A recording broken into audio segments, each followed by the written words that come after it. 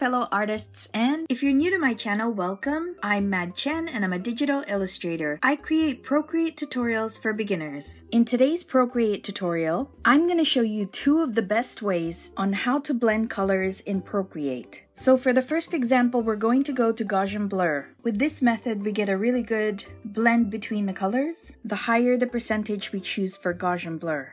The one downside that we have with using Gaussian blur is that the colors spill outside the square outline. So I'm going to share with you a Procreate tip that will keep the colors from going outside of any outline.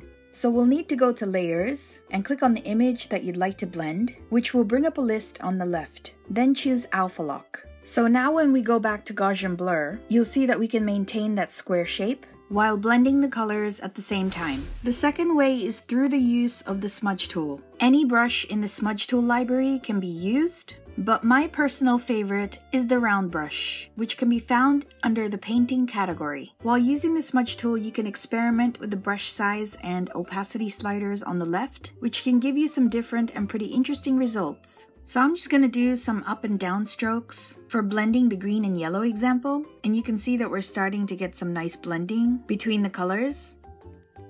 I'm going to do the same blend for the orange and yellow.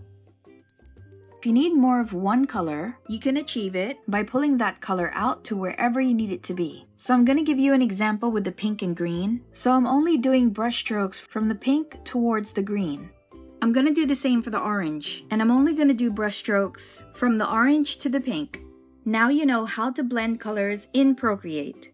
Thanks for watching, guys! If you'd like to be notified of future Procreate tutorials, you can subscribe to Mad Tzen and turn on notifications. If you have any questions, comments, or problems with Procreate, please leave comments down below because I want to be supportive and help you guys get better at using Procreate and also get better at your artwork. You can also check out my other Procreate tutorials, which I will leave links up above and also in the description below. I hope you guys have a lovely day, and I will see you in the next Procreate tutorial.